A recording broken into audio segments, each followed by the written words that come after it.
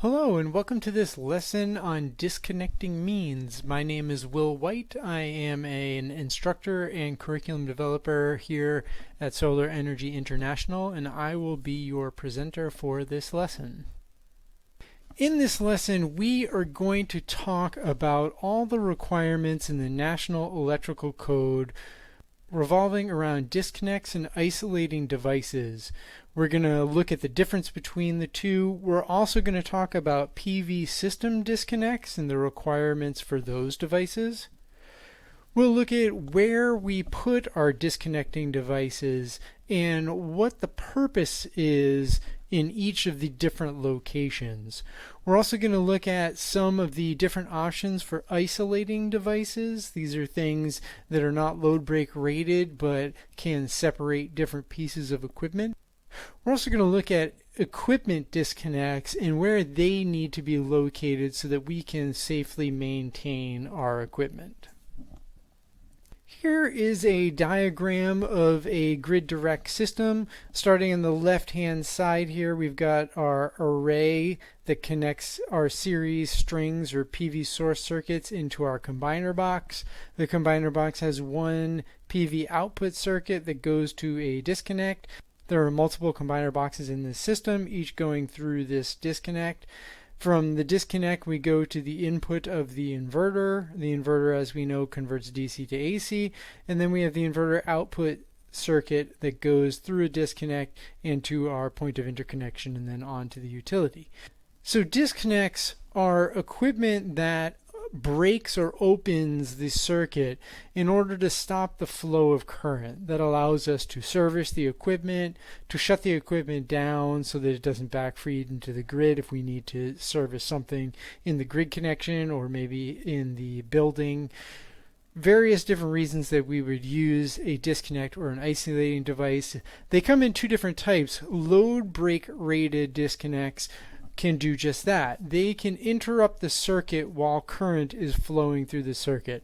These come mostly in the form of circuit breakers and disconnects. We can see starting on the left we have a disconnect in our combiner box that's load break rated. We have a disconnect that is disconnecting the PV output circuit from each of the combiner boxes before it reaches the inverter. We have a DC disconnect integrated into the inverter, which is after the point where all those PV output circuits are combined before it goes into the actual electronics of the inverter. We also have an AC disconnect on the output of the inverter. That's the inverter output circuit before it reaches the point of interconnection. Each of these different pieces of equipment is load break rated, so we could shut those off while the system is on without causing damage to that equipment.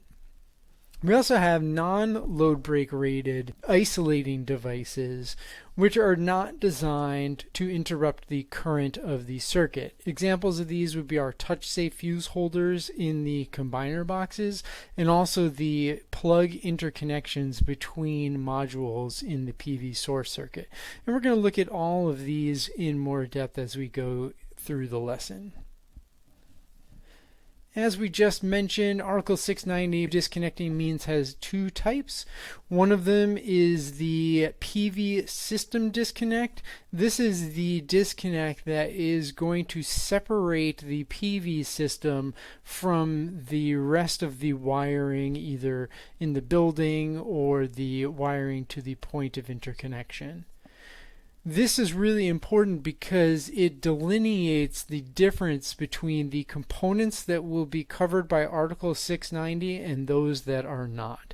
So anything after the PV system disconnect is not considered part of the PV system, so it would not fall under Article 690. Other disconnecting means are equipment disconnects. This is disconnects that are going to separate pieces of equipment so we can service that specific piece of equipment. And these come in two forms, either isolating devices, which would be non-load break rated. These would be our fuse holders, our connectors between modules, and also equipment disconnects. These are the disconnects that are related to a specific piece of equipment. Here we've got two inverters. We can see the rotary switch on the bottom of the inverter. Those are the DC disconnect. And that gray enclosure on the left-hand side has some circuit breakers, which would be the AC disconnect. We can turn off those circuit breakers and disconnect the AC connection to our utility, and we can turn off those rotary switches on the inverters, which will disconnect the arrays, and then we can service those inverters. Disconnects need to be rated for the maximum circuit current, the available fault current, and the maximum voltage for the circuit that they are going to be installed in. Here we see an example of a disconnect. When we look at the label on the door of the disconnect, we can see that it is rated for 600 volts DC. We could use this on a PV source circuit on a residential system up to 600 volts. Now here we have another disconnect. This disconnect significantly smaller than the first disconnect we looked at. If we look at the label on the front, this is rated for 240 volts AC. We would not be able to use this in a DC circuit. It is not a DC rated disconnect, and we couldn't use it in a system that was above 240 volts. So we can see that the DC disconnect on the left is significantly larger than the AC disconnect because DC is much harder to interrupt than AC is, so that DC disconnect has to be more robust than the AC disconnect needs to be. Okay, that's the end of part 1, our overview of disconnecting means. When you're ready, join me for part 2 where we're going to talk about PV system disconnects. Thank you.